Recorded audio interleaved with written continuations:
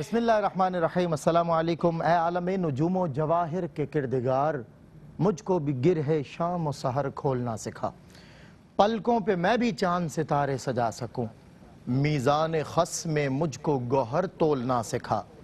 اب زہر ذائقے ہیں زبان حروف کے، ان ذائقوں میں خاک شفا گھولنا سکھا۔ دل مبتلا ہے کب سے عذاب سکوت میں، تو رب نطق و لب ہے مجھے بولنا سکھا، تو رب نطق و لب ہے مجھے بولنا سکھا۔ ناظرین محترم، آپ کو خیر مقدم ہے۔ پروگرام روشنی میں ہم نے اول روز شعبان المعظم کی فضیلت عظمت اور اس کے معمولات کے حوالے سے بات کی تھی۔ اس کی 15ویں شب جسے بہت بڑی ایک اہمیت اور حیثیت حاصل ہے، قرآن مجید کی روح سے بھی مفتی صاحب نے ارشاد فرمایا تھا، اور علماء یہ بھی بتاتے رہے ہمیں اس نشست میں کہ احادیث و روایات اس حوالے سے ہماری کیا رہنمائی کرتی ہیں۔ پھر اس کے بعد ہم نے کل کے روز بات کی تھی نفلی عبادات پہ۔ ظاہر 15ویں شب کی جو ریاضتیں یا معمولات ہیں ان کا تعلق بھی نفلی عبادات کے ساتھ ہے۔ اب ان نفلی عبادات کے سر کا صحرا، جس طرح دعا کو عبادت کا مغز قرار دیا گیا ہے، اسی طرح میں سمجھتا ہوں کہ عبادت بغیر توبہ اس کی زینت اور اس کی زیب و آرائش نہیں ہو سکتی۔ رسول انام صلی اللہ علیہ وسلم کے جن کے قدموں کا دھون ہمارے لیے آب حیات ہے، اور ہمارے لیے وہی سرور دو عالم صلی اللہ علیہ وسلم شفاعت کی سند ہیں، آپ ہی ہماری شفاعت فرمائیں گے۔ اور آپ بھی شعبان المعظم کے حوالے سے وہ روایت کہ میں جب اللہ کی بارگاہ میں پیش ہوں تو روزے سے ہوں، اللہ اکبر، رات بھر امت کے لیے جاگنے والا ہمارا آقا، کہ یہ امت اگر شعبان کی 15ویں شب خدا نہ کرے فرائض و سنن کی ادائی کے بعد سوتی بھی رہی تو اس رسول انام صلی اللہ علیہ وسلم نے جاگ جاگ کر اس امت کے لیے آنسو بہائے اور ان کے لیے مغفرت کی دعائیں کی ہیں۔ میرے آقا کو اتنا پیار ہے مجھ سے اور آپ سے، اتنا پیار، ہم ان سے کتنا پیار کرتے ہیں بس یہ ہمارے الفاظوں تک محیط رہ گیا، ہماری اداکاریوں تک، ہماری ریاکاریوں تک محیط رہ گیا۔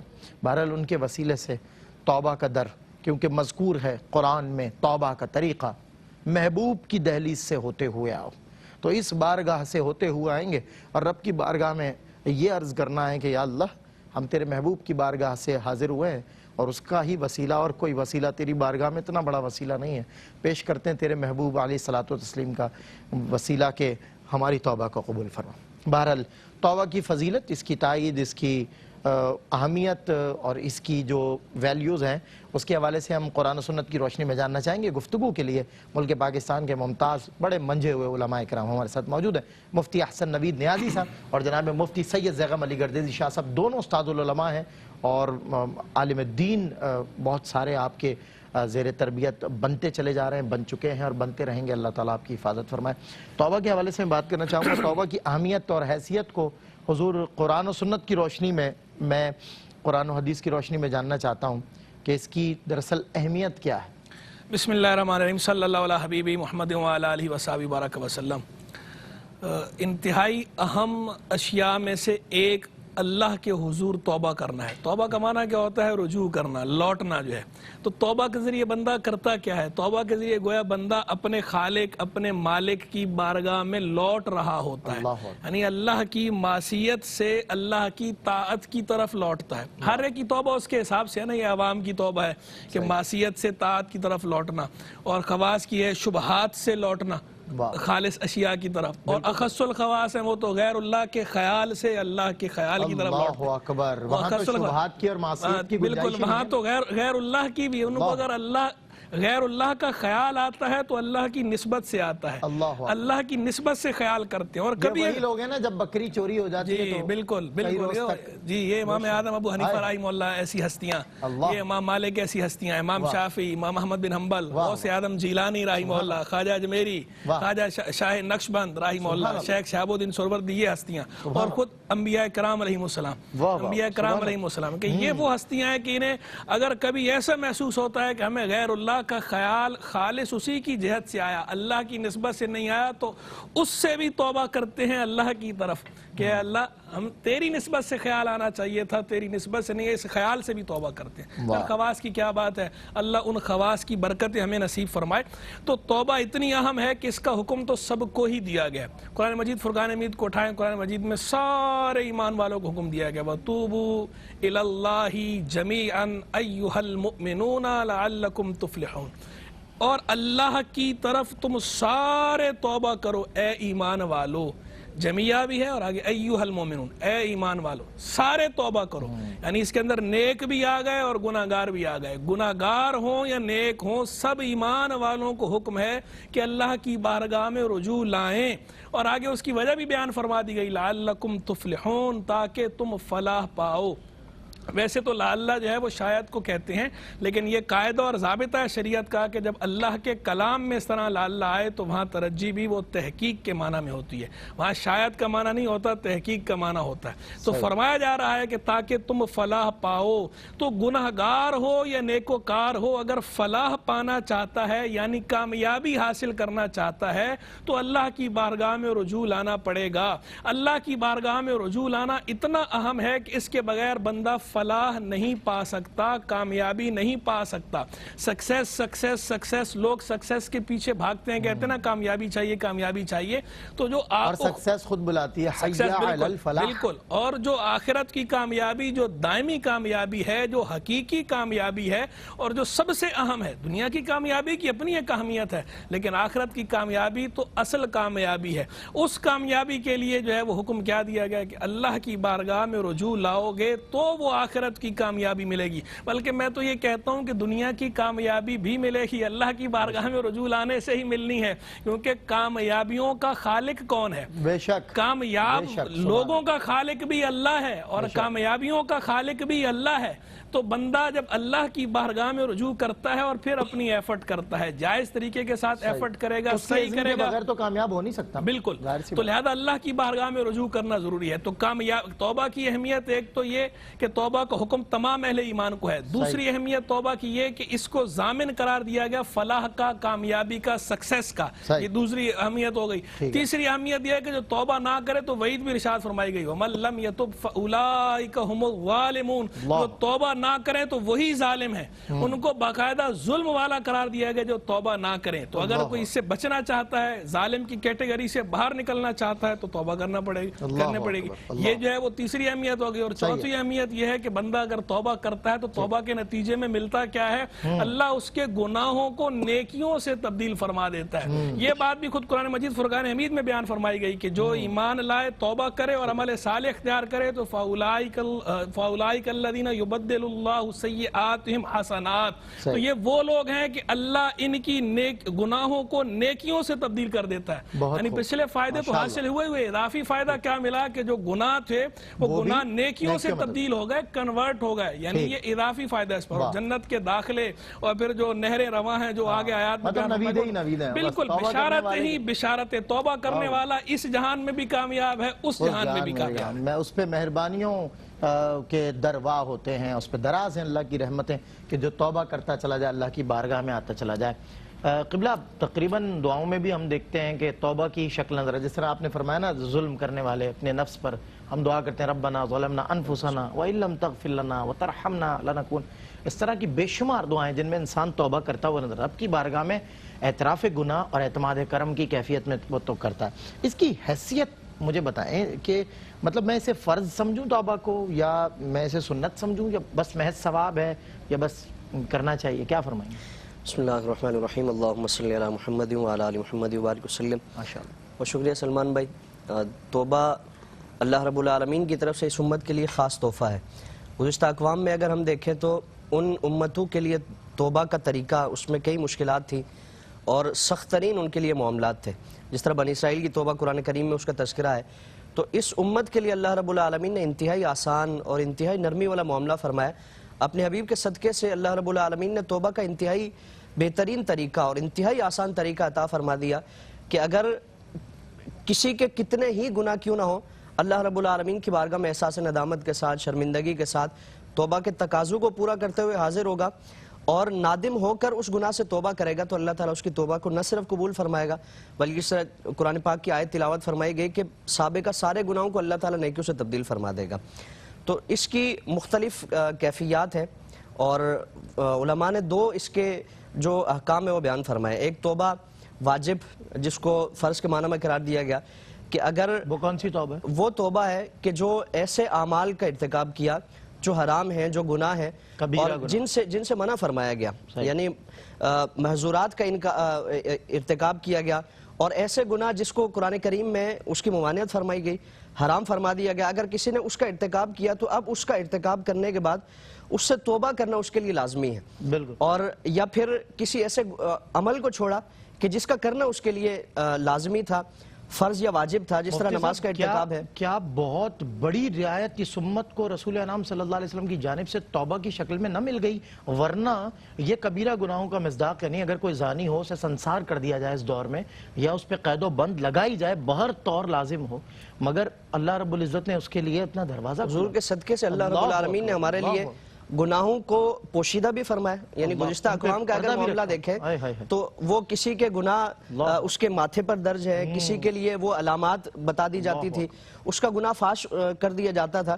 اس امت کے لیے گناہوں کی نہ صرف پوشیدگی ہے، بلکہ اگر اس گناہ سے وہ گناہ اس بندے اور اللہ رب العالمین کے درمیان ہے، اور وہ بندہ اللہ رب العالمین سے اپنی صلح چاہتا ہے، اللہ کو منانا چاہتا ہے، اللہ کو راضی کرنا چاہتا ہے، تو وہ احساس ندامت کے ساتھ اللہ کی بارگاہ میں حاضر ہو کر، نادم ہو کر اور پشیماں ہو کر، شرمندہ ہو کر، آئندہ اس گناہ کو نہ کرنے کے عزم کے ساتھ اگر حاضر ہوگا تو اس کے یہ دو آنسو کے قطرے اللہ رب العالمین کی بارگاہ میں اس کے گناہوں کو بالکل سرے سے صاف کرنے کے لیے کافی ہے. تو اگر اس نے کسی ایسے عمل کا ارتکاب کیا جو حرام ہے، جو ناجائز ہے، تو اب اس پر توبہ کرنا یہ بھی واجب ہے. یا پھر کسی ایسے عمل کو چھوڑ دیا جس کا کرنا اس کے لیے لازمی تھا، فرض واجب تھا، جس طرح نماز ہے یا فرائض و واجبات کا عمل کرنا ہے، تو اگر کسی نے اس کو ترک کیا، جس طرح نماز ہے، روزہ ہے یا دیگر فرائض و واجبات ہے، اس کے ترک کرنے کے بعد اب اس پر توبہ کرنا، یعنی ایک تو اس کی ادائیگی ہے جس کو آگے بیان کیا جائے گا، تو توبہ کرنا اس کے لیے لازمی ہے. توبہ جو ہے وہ اگر محض دل کی ندامت کے ساتھ اس کی ادائی ہو رہی ہو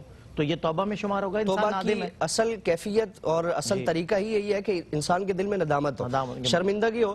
زبان سے کسی طور پر کسی مخصوص الفاظ کا ادا کرنا یہ لازمی نہیں ہے. کبھی بھی اگر دل میں ندامت و شرمندگی اور توبہ کے تقاضے وہ دل میں پیدا ہوتے ہیں کہ آج کے بعد نہیں کروں گا، آج سے پہلے جو گناہ کیے اس پر پشیمانی بھی ہے، اس پر بیزاری بھی ہے، اور حال میں ان گناہوں کو چھوڑنا ہے، مستقبل میں ان گناہوں کو نہ کرنے کا عزم ہے، دل میں یہ خیالات اور احساسات ہے، تو اللہ کی بارگاہ میں جب بھی ان احساسات کے ساتھ کرے گا اللہ تعالیٰ اس کی توبہ کو قبول فرمائے. بہت خوب شاہ صاحب. انشاءاللہ ایک بریک کے بعد یہی بات جو میں نے بھی کی ہے کہ زبان سے توبہ کر لینے سے توبہ ہوتی ہے یا نہیں، یا اس کی اصل آپ نے ارشاد اس پہ اشارہ فرمایا. میں تفصیل سے مفتی حسن نوید نیازی صاحب سے جانتا ہوں اس بریک کے بعد. جی خوش آمدید ایک مرتبہ پھر آپ کا خیر مقدم ہے پروگرام روشنی میں. آج ہم توبہ پر بات کریں. توبہ یعنی پلٹ آنا، لوٹ آنا. اور کس کی جانب لوٹ آنا؟ اپنے خالق، اپنے سب سے پیارے دوست کی جانب لوٹ آنا، جو ہم سے بہر طور ہماری بھلائی کا متقاضی، ہم اس کے ہر حکم میں ہماری بھلائی پوشیدہ، اسے ہماری عبادت کی کوئی حاجت نہیں، ہم عبادت کریں تو ہمارا فائدہ ہے. اور یہ محض اجر و ثواب کے حوالے سے نہیں، بلکہ جدید ریسرچ یہ ثابت کر چکی ہے، پچھلے کئی دہائیوں تک یہ بات ہوتی رہی ہے پچھلے بھی ادوار میں، کہ فزیکلی اگر آپ پرفیکٹ رہنا چاہتے ہیں اور ایک پرفیکشن آف لائف اگر آپ اس کا ایک موڈ چاہتے ہیں، تو آپ کو یہ نماز پنجگانہ سے بہتر کوئی ایکسرسائز، بہترین ایک ورزش آپ کے لیے ہے. یعنی فزیکل ایکٹیویٹیز کے لیے بھی آپ کی جسمانی، یعنی اللہ آپ کی بھلائیاں کتنی چاہتا ہے. اس سے اللہ کو کیا فائدہ ہوگا آپ کی نماز سے؟ کبھی سوچا ہے آپ نے؟ مطلب فائدہ ہوگا تو مجھے ہی ہوگا، اور پھر بھی میں نہیں پڑھتا. یعنی پھر میں یہ کہتا ہوں یار زندگی میں کوئی فائدہ نہیں ہوتا، کیونکہ تم فائدہ چاہتے نہیں ہو. فائدے کی جو ساری باتیں ان سے تو درکنار، آپ تو فائدے کی باتوں کو سننا بھی نہیں چاہتے. تو بھائی جن باتوں میں فائدہ ہے ان کی طرف آؤ، پھر آپ دیکھو آپ کو دنیا میں بھی کتنے فائدے ہوتے ہیں. تو اللہ تعالیٰ ہمیں بہرحال توفیق عطا فرمائے. مفتی صاحب کبھی ان باتوں کو جو ہے نا دل میں رکھنا نہیں چاہیے، زبان پر لے آنا چاہیے. سوسائٹی میں ہوتا ہی یہی ہے، یار فائدہ نہیں ہو رہا، ہر جگہ نقصان ہو رہا ہے، مسئلے مسائل بہت ہیں. اچھا فائدے والا کوئی کام نہیں کرنا اور فائدہ بھی چاہیے. بہرحال اچھا حضرت کہہ رہے تھے کہ وہ میں نے پوچھا کہ زبان سے توبہ کر لینے سے توبہ ہو جاتی ہے. اب ہم اکثر نا استغفار کا ورد کرتے ہیں، استغفر اللہ. تو یہ استغفر اللہ محض کافی ہے، یا یہی اصل شکل ہے، یا اس کے سوا توبہ کی کوئی اور مراد اور تعریف بیان کی ہے علماء نے؟ جی پہلے تو یہ سب یہ کہ یہ درست لفظ جو ہے نا یہ استغفار ہے، بر وزن استفعال. ہمارے یہاں اکثر جو لوگ اس کو استغفار کہتے ہیں، استغفار نہیں استغفار ہے. ہاں ویسے جب ہم فعل استعمال کریں گے استغفر اللہ تو اس میں جو ہے وہ زبر یعنی میں اللہ سے معافی مانگتا ہوں، اللہ سے بخشش مانگتا ہوں. اچھا اب آئیے اس بات کی طرف کہ یہ زبان سے کہنا جو ہے وہ یہی توبہ ہے، یا توبہ کی اصل جو ہے توبہ کی حقیقت کیا ہے، توبہ کے کوئی ارکان بھی ہیں، کوئی اس کے تقاضے ہیں، شروط ہیں، کیا ہیں؟ تو دیکھیں ہمارے یہاں سمجھا جاتا ہے کہ جناب اگر ہم نے زبان سے یہ کہہ دیا نا استغفر اللہ، اور کچھ لوگ تھوڑا اس کو زیادہ گاڑا کرنا چاہتے ہیں تو اپنے تئیں تو وہ کرے توبہ توبہ توبہ، چہرے پہ ہاتھ ماریں گے، کانوں کو پکڑیں گے، اور بعض لوگ جو ہے وہ ناک کو ایسے ایسے کریں گے تو سمجھتے ہیں کہ شاید یہ توبہ جو ہے نا یہ پکی ہو رہی ہے، پختہ ہو رہی ہے. تو دیکھیں یہ الٹی سیدھی ادائیں اور الٹی سیدھی اداکاریاں، یہ پختگی تو دور کی بات ہے، یہ توبہ ہوئی ہی نہیں. توبہ صرف الفاظ کا نام نہیں ہے. توبہ کی اصل کیا ہے؟ توبہ کی حقیقت کے اصل تو میں نے بتا دیا کہ جو ہے وہ رجوع کرنا اللہ کی طرف، پلٹنا لوٹنا. اور ویسے اگر اس کی حیثیت کو دیکھا جائے اور اس کی تمام پورا جو ہے اگر ہم اس کو توبہ کو جو ہے وہ الیبوریٹ کریں تو جو اس کے ارکان ہیں، 3 ارکان ہیں اس کے بنیادی. وہ کیا ہے؟ پہلا رکن یہ ہے کہ الاقلاع عن المعصیہ، جو گناہ آپ کر رہے ہیں یا جو خرابی آپ کر رہے ہیں جس سے توبہ کرنا مقصود ہے، اس خرابی کو چھوڑ دینا. اس کو چھوڑے بغیر آپ خالی زبان سے کہتے رہے توبہ توبہ، مطلب کرتے چلے غیبت کر بھی رہے ہیں اور ساتھ کہہ بھی رہے ہیں توبہ، جھوٹ بول بھی رہے ہیں اور ساتھ کہہ بھی رہے ہیں توبہ توبہ، تو یہ توبہ نہیں ہے. اس گناہ کو چھوڑنا یہ ضروری ہے، یہ پہلا رکن ہے. دوسرا رکن جو ہے اس کے بعد الندم، ندامت، کہ جو آپ سے خرابی ہوئی ہے اس خرابی پہ ندامت محسوس کرنا، شرمندگی محسوس کرنا، گلٹ، یہ توبہ کا جوہری اور بنیادی رکن ہے. اور اسی لیے باقاعدہ روایات میں فرمایا بھی گیا کہ الندم توبہ، کہ ندامت توبہ ہے، یعنی یہ اس کا جوہری اور بنیادی رکن ہے. بغیر گلٹی فیل کیے توبہ کا تحقق نہیں ہوتا، توبہ متصور نہیں ہے جب تک جو ہے وہ آپ ندامت محسوس نہیں کریں گے. تو ندامت محسوس کرنا یہ اس کا بنیادی اور جوہری رکن ہے.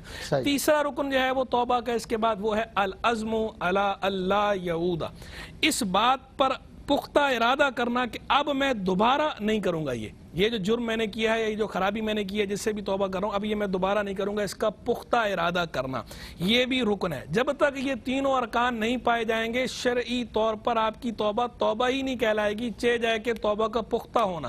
پختگی تو دور کی بات ہے، تو جتنے مرضی آپ ایکشن کر لیں، آپ چہرے پہ جو ہے وہ دونوں ہاتھ ماریں، آپ ناک پہ جو ہے وہ انگلی لگائیں، کانوں کو ہاتھ لگائیں، وہ آپ کی توبہ نہیں ہے جب تک یہ 3 رکن نہ پائے جائیں توبہ کے. پھر یہ جو تینوں رکن ہیں، ان 3 ارکان کے سوا بھی ایک رکن اور بھی ہے. یہ تو ہر حال میں ہے نا 3 رکن، اور اگر ان کو دیکھا جائے تو دیکھیں سارے زمانے اس میں کور ہو گئے.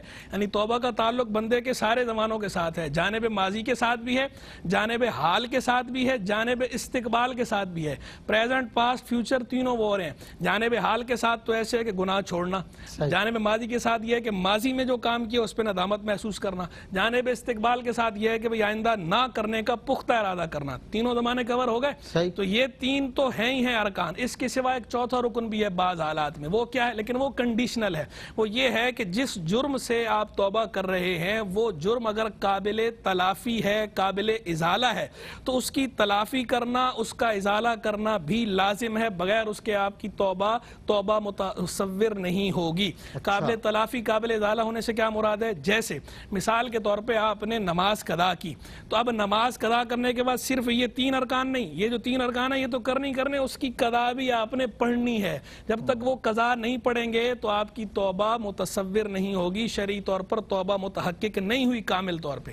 اسی طرح اگر کسی کا حق دبایا ہے، کسی کے پیسے دبا لیے ہیں، تو جب تک آپ اسے اس کا حق لوٹا نہ دیں یا اس سے معاف نہ کرا لیں، یا تو وہ خوش دلی سے معاف کر دیں یا آپ اسے اس کا حق لوٹا دیں، جب تک ایسا نہیں کریں گے اس وقت تک آپ کی توبہ شمار نہیں ہوگی. یعنی یہ 4 ارکان ہو گئے، 3 مستقل ہیں، مطلق ہر وقت ہے، اور چوتھا جو ہے وہ کنڈیشنل ہے کہ اگر وہ جرم قابل تلافی یا قابل ازالہ ہے تو اس کا ازالہ کرنا، اس کی تلافی کرنا بھی لازم ہے. اس کے سوا ورنہ توبہ نہیں. صحیح ہے. ایک آخری وضاحت یہ ضروری میں سمجھتا ہوں کہ پچھلے اس میں نے وہ ایک آیت کریمہ تلاوت کی تو روانی میں بے دھیانی میں میرے منہ سے ایک لفظ جو ہے وہ نکل گیا زائد، الذین کا. وہ اصل درست آیت ہے فاولئک یبدل اللہ سیئاتہم حسنات، سورہ فرقان کی آیت ہے. اس میں الذین کا لفظ نہیں ہے. الذین کا لفظ بے دھیانی میں، روانی میں منہ سے نکل گیا. اللہ تبارک و تعالی ہماری مغفرت فرمائے، تمام خطائیں درگزر فرمائے، اور اللہ تعالی ہمیں ہمیشہ درستی اختیار کرنے کی، درست رہنے کی، درست بولنے کی، درست یاد رکھنے کی اور دوسروں تک درست پہنچانے کی توفیق رفیق مرحمت فرمائے. بہت خوب مفتی صاحب، بہت اچھے اور اچھا ہوا آپ نے، کیونکہ ظاہر قرآن کی آیت ہے، قرآن تو قرآن ہے، حدیث ہے، تو اس میں ہم جو ہے کیونکہ آج کل تو بہت ساری ظاہر ہے ہمارے سامنے یہ والی خرابیاں اور شکایات آپ کو موصول ہوتی ہے، حدیث سنا دی اور من گھڑت حدیث سنا دی، اور اس کے اندر ڈگنیٹی ہوتی ہے. بعض اوقات ایسا ہوتا ہے کہ انسان تو انسان ہے، اس میں خطا نہیں ہے، تو بندے کے اندر جو ہے وہ اگر غلطی آدمی سے ہو جائے تو اچھا آدمی وہ ہے، عظیم وہ ہے، ڈگنیٹی عظمت اس کے اندر ہے کہ بندہ اس کو ایکسیپٹ کر لے اور اس کو سدھار لے. ڈگنیٹی اسی کی، رائلٹی اسی کی جو اللہ کی بارگاہ میں اپنی غلطی کا فوراً اعتراف کرو. یہ ظاہر قرآن بھی ہم توبہ پہ کر رہے ہیں، اور اگر اس کے اندر بھی جو ہے وہ توبہ نہ ہو، اس کا عملی مظاہرہ ہو گیا توبہ کا، اللہ تبارک و تعالیٰ قبول فرمائے. ظاہر قرآن ہے، میں قرآن کے معاملے میں تو ظاہر ہے زیر زبر کی بھی کہیں گنجائش نہیں، اللہ تعالیٰ معافی فرمائے. ظاہر ہے قطع لسانی میں سمجھتا ہوں. میں قبلہ شاہ صاحب آپ سے عرض کروں گا کہ کیا توبہ کر لینے سے گناہ معاف ہو جاتے ہیں؟ مطلب سارے گناہ وہ جو اعلانیہ کیے، وہ جو چھپ کے کیے، وہ جتنے، کیونکہ استغفر اللہ، ہم تو ایک ایسے دور میں جی رہے ہیں جہاں اعلانیہ گناہ کرنا اپنے لیے فخر سمجھاتے رہے، میں نے یہ گناہ کیے ہیں، تو نے کیا کیا کیے ہیں. کمپٹیشن ہو رہا ہوتا ہے، رات میں بیٹھکیں ہوتی ہیں، یہ ینگسٹرز ہوتا نہیں. خیر یہ بات بھی ایک اچھی خوشائن ہے کہ اب یہ جو جوان ہے، ہماری یوتھ ہے، یہ گناہوں سے بیزاری کی طرف ہے، تنگ آ چکے ہیں گناہ کر کے اور اللہ کی طرف آ رہے ہیں. اللہ تعالیٰ کرے کہ یہ بڑی تعداد میں آئے. اور انشاءاللہ میرے مرشد فرماتے تھے حضور قائد ملت اسلامی علامہ شاہ احمد نورانی رحمۃ اللہ تعالیٰ علیہ، یہ صدی غلبہ اسلام کی صدی ہے، اور میرا یقین کامل ہے انشاءاللہ غلبہ اسلام ہوگا دنیا میں. آپ کیا فرماتے ہیں اس حوالے سے کہ گناہ معاف ہو جائیں گے؟ اعلانیہ خفیہ جو کیے ہیں بس توبہ کر لی معاف ہو گئے سارے؟ سب سے پہلے تو سلمان بھائی یہ جاننا ضروری ہے کہ وہ گناہ کیسا ہے اور اس گناہ پر توبہ کا طریقہ کیا ہونا چاہیے. ٹھیک ہے. یعنی حقوق اللہ سے متعلق اگر کسی نے حق تلفی کی ہے تو اس کا الگ طریقہ ہے، اس کی الگ شرائط ہے. حقوق العباد سے متعلق ہے تو اس کی الگ شرائط ہے. چھپ کر اگر کسی نے گناہ کیا تو اس کا الگ طریقہ ہے. اور اعلانیہ وہ آپ صلی اللہ تعالی وسلم نے خود سارے طریقے بیان فرما دیے. حضور سید عالم صلی اللہ تعالی علیہ وآلہ وسلم حضرت معاذ بن جبل عرض کرتے ہیں کہ رسول اللہ مجھے کچھ وصیت فرمائیں، تو آپ نے فرمایا کہ اللہ تعالیٰ کا خوف لازم پکڑو.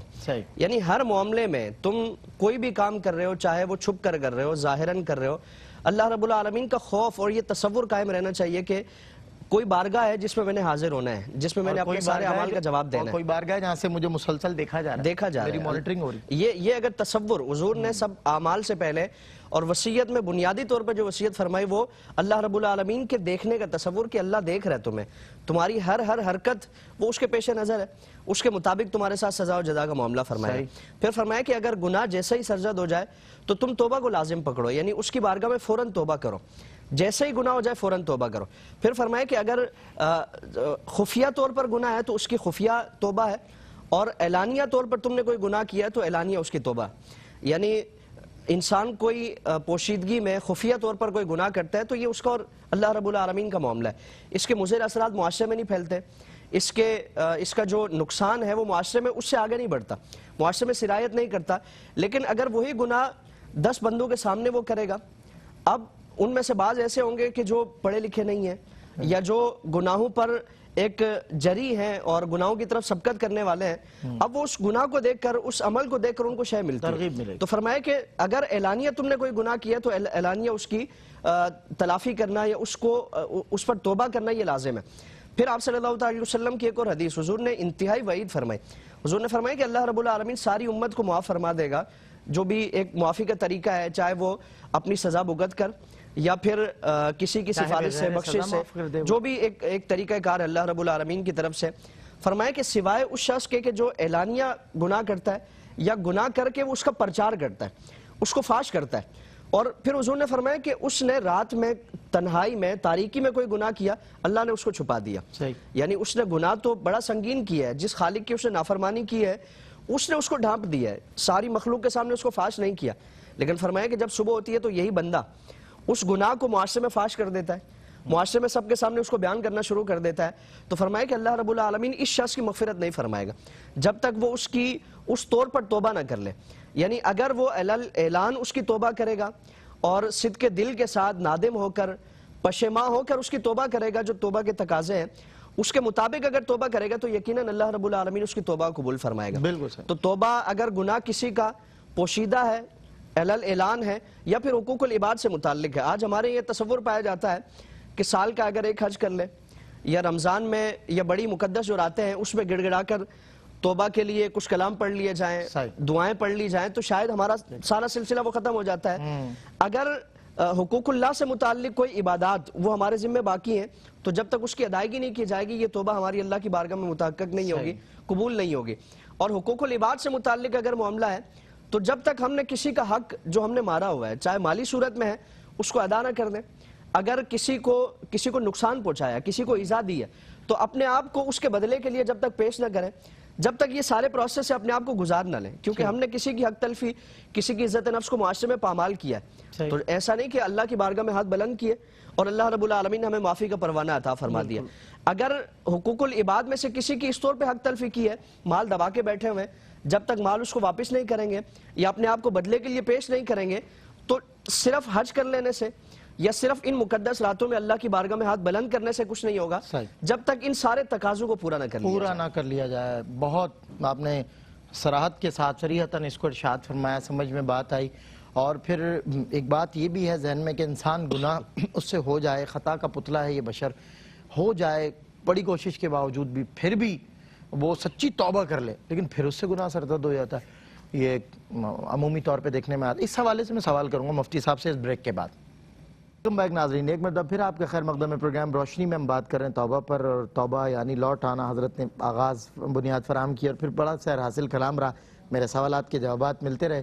میں مفتی حسن نوید نیازی صاحب میں بریک سے پہلے کہہ رہا تھا کہ انسان سے خطا ہو جائے واقعتاً وہ نادم ہو، سچے دل میں ندامت کی بھی وہ کہتے ہیں نا وہ لیولز ہوتے ہیں، وہ کسی کا لیول نچلا ہی صحیح مگر وہ نادم بہرحال ہوتا ہے۔ یہ پتہ نہیں فخر کرنے والے جو لوگ ہیں پتہ نہیں یہ کہاں سے اللہ نے مطلب ان پہ اللہ سخت ناراض ہے یا کیا معاملہ ہے کہ شیطان ان پہ حاوی ہو گیا کہ یہ فخر کرتے ہیں، ایسے بھی لوگ ہوتے ہیں۔ بہرحال نادم ہوتا ہے انسان۔ اب وہ جو سچے دل سے نادم ہے اور اس کی ندامت ہی اس کی توبہ ہے نا، ظاہر وہ نادم ہے، اس کی بعد پھر اس سے بیچارے سے سرزد ہو جاتا ہے گناہ۔ اس حوالے سے ارشاد فرمائیں کہ دوبارہ بھی معافی مل جاتی ہے اس کو یا نہیں، کیونکہ وہ ایک شخص گیا تھا انہوں نے 99 قتل پہ کہا تھا۔ بالکل جو ہے وہ مشہور جو ہے وہ حدیث ہے۔ دیکھیں یہ دو الگ الگ رویے ہیں، ایک رویہ تو یہ ہے کہ بندہ جو ہے وہ جرم کر ہی ہے، بندہ جرم کر رہے گا توبہ کر لوں گا بعد میں، بندہ اسی لیے جرم کر رہا ہے، ایک یہ، اور ایک یہ کہ نہیں بندہ جو ہے نا توبہ اس نے سچے دل سے کی ہے اور تمام شروط اور آداب کی رعایت کے ساتھ توبہ کی ہے، بعد میں پھر نفس و شیطان نفس و شیطان کے بہکاوے میں آ کے وہ دوبارہ گناہ کر بیٹھا ہے، تو اب جو ہے وہ توبہ اس کی مقبول ہے یا نہیں۔ پہلا جو رویہ، ایک میں جملہ شامل معذرت آپ کا کلام بالا ہوتا ہے کہ دونوں کا بتائیے، ایک جس طرح آپ میں ہٹ دھرم ہے، عادی ہے، ایک عادی گناہگار نہیں ہے لیکن کبھی ہو جاتا ہے تو جی جو پہلا رویہ ہے نا کہ بندہ توبہ کر ہی، بندہ اس امید پہ گناہ کر رہا ہے کہ بعد میں توبہ کر لوں گا، اس امید پہ گناہ کرنا، اس کو تو باقاعدہ مذمت فرمائی گئی، کنڈیم کیا گیا ہے باقاعدہ، اور ہم بھی کنڈیم کرتے ہیں، بلکہ اس کے لیے تو بلکہ اس کے لیے تو یہاں تک فرمایا گیا کہ کیا کہ یہ اپنے رب سے ٹھٹھا کرتا ہے، یعنی گویا یہ اللہ تبارک و تعالیٰ سے مذاق کرنے کے مترادف ہے کہ بندہ گناہ کر رہا ہے، اس کی نافرمانی کر رہا ہے اور سنجیدہ نہیں لے رہا، امید یہ کر رہا ہے کہ میں توبہ کر لوں گا بعد میں، ہاں توبہ کر لوں گا، یعنی جو ہے وہ یہ ایسے ہی ہے کہ کوئی ہماری بات نہ مانے، ہمارا شاگرد ہو، ہمارا بیٹا ہو، ہماری بات نہ مانے گا بعد میں آپ سے معافی مانگ لوں گا، اور انتہائی سٹرکٹ ہمارا جو ہے وہ آرڈر ہو، اس آرڈر کو نہ مانے اور ساتھ یہ کہے تو ہم یقیناً ناراض ہوں گے۔ تو بالکل جو ہے وہ اللہ تبارک و تعالیٰ کا جو اختیار ہے وہ تو ہمارے اختیار کی کوئی مثال ہی نہیں، ہم تو خود فانی ہیں، وہ قدیم ذات اللہ تبارک و تعالیٰ جو ہے اس کا اختیار کلی اس کے پاس ہے۔ تو جو اس حاکم مطلق کا جو ایبسلوٹ ہے، اس حاکم مطلق کے حکم کو نہ مانے، اس کو اہمیت نہ دے اور ساتھ یہ امید لگایا جائے کہ میں توبہ کر لوں گا بعد میں، کوئی بات نہیں کیے جا رہا ہوں، تو یہ اللہ سے ٹھٹھا کرنے کے مترادف ہے، سختی سے روکا گیا، کنڈیم کیا گیا۔ تو اس رویے کی تو ہم بہرحال مذمت ہی کرتے ہیں اور مذمت ہی کریں گے۔ اب آ جائیں اس بات کی طرف کہ توبہ تو اس نے تمام شروط اور ارکان کی رعایت کے ساتھ ہی کی ہے، وہ تینوں شرطیں جو میں نے پہلے بیان کی، تینوں ارکان وہ اس نے ادا کیے، اور اگر چوتھا تھا کنڈیشنل وہ بھی ادا کیا ہے اگر اس صورت میں وہ لاگو ہوتا تھا تو اب اس کی توبہ تو ہو گئی قبول۔ اب اس توبہ کے بعد اس نے دوبارہ گناہ کر لیا، وہ یا توبہ شکنی ہو گئی، تو اب دوبارہ توبہ کر سکتا ہے یا نہیں کر سکتا؟ تو بالکل اللہ تبارک و تعالیٰ کی رحمت کا دروازہ کھلا ہوا ہے، دوبارہ بھی توبہ کر سکتا ہے، کر سکتا نہیں بلکہ دوبارہ توبہ کرنا لازم ہے۔ بالکل ٹھیک، توبہ کا دروازہ تو اللہ نے کھول ہی رکھا ہے۔ وہ کیا بڑی پیاری بات کی تھی ایک بزرگ نے، وہ شاعر تھے فارسی کے عمدہ، انہوں نے شعر کہا تھا، بزرگ ہی تھے رحمہ اللہ، انہوں نے فرمایا تھا این درگاہ ماں درگاہ نومیدی نیست، صد بار اگر توبہ شکستی باز آ، یہ میری درگاہ جو ہے یہ نا امیدی کی درگاہ نہیں ہے. کیا اگر تو اچھا شعر. 100 بار بھی توبہ توڑ چکا ہے پھر بھی واپس آ جا, پھر بھی میری بارگاہ میں آ جا, یعنی اس کی رحمت پھر بھی صدائیں لگا رہی ہے. اور خود قرآن مجید فرقان حمید برہان رشید میں اللہ نے فرما دیا نا, قل یا عبادی الذین اسرفوا علی انفسہم لا تقنطوا من رحمت اللہ ان اللہ یغفر الذنوب جميعا. محبوب فرما دو اے میرے وہ بندوں کہ جنہوں نے اپنی جان پر ظلم کیا, اللہ کی رحمت سے مایوس نہ ہو, بے شک اللہ سارے گناہ معاف فرما دے گا. تو جو اللہ نے خود فرما رکھی ہے یہ بات, خود قرآن مجید فرقان حمید میں بھی فرمائی گئی ہے. تو اگر بدتقاضۂ بشری نفس و شیطان کے بہکاوے میں آ کے بندے سے دوبارہ گناہ ہو جائے تو دوبارہ توبہ کر لے, ضرور کرے. اللہ کی رحمت سے مایوس نہ ہو. اللہ کی رحمت سے مایوس ہونا کفر ہے. باقاعدہ اس کو ہماری کتب کلامیہ میں واشگاف الفاظ میں فرمایا گیا کہ یاسو من اللہ کفر, اللہ کی رحمت سے مایوس ہونا کفر ہے. اور اس کے برعکس بھی نہ ہو, اللہ کی خفیہ تدبیر سے, اللہ کے عذاب سے اپنے آپ کو معمون بھی نہ سمجھے. یہ بھی فرمایا والامن من اللہ کفر, اللہ کے عذاب سے اور اللہ کی خفیہ تدبیر سے اپنے آپ کو قطعی طور پہ محفوظ جاننا یہ بھی کفر ہے. تو ان دونوں انتہاؤں سے بچ کے بیچ میں رہے, اللہ کی فرما برداری کرتا چلا جائے, اللہ کی نافرمانی والے کاموں سے اس کی بارگاہ میں توبہ کرتا رہے. حدیث مبارک میں فرمایا ان اللہ یقبل توبۃ العبد ما لم یغرغر, اللہ بندے کی توبہ قبول کرتا ہے جب تک غرغرے کا وقت نہ آ جائے. یعنی جب روح جو ہے نکلتی ہے, جس وقت بندے کی جان نکل رہی ہو, دم لبوں پر آ جاتا ہے, جو غرغرے کی کیفیت ہے, اس وقت توبہ کا دروازہ بند ہوتا ہے. اس سے پہلا بندے کے لیے توبہ کا دروازہ کھلا ہے, اللہ کی رحمت کا دروازہ کھلا ہے. جب کبھی اس سے جرم ہو جائے, گناہ ہو جائے, خطا ہو جائے, اللہ کی بارگاہ میں لوٹ آئے, ففروا الی اللہ, اللہ کی طرف دوڑو, اللہ کی طرف دوڑے, اللہ کی رحمت سے لپٹ جائے. اللہ تبارک و تعالی ہم سب کو حقیقی اور سچی توبہ کرنے کی توفیق عطا فرمائے اور ہم پہ دونوں جہاں میں اپنی رحمت کا سایہ فرمائے. آمین آمین. میں قبلہ شاہ صاحب اس حوالے سے ایک بات ابھی ہوئی ہے بیچ میں.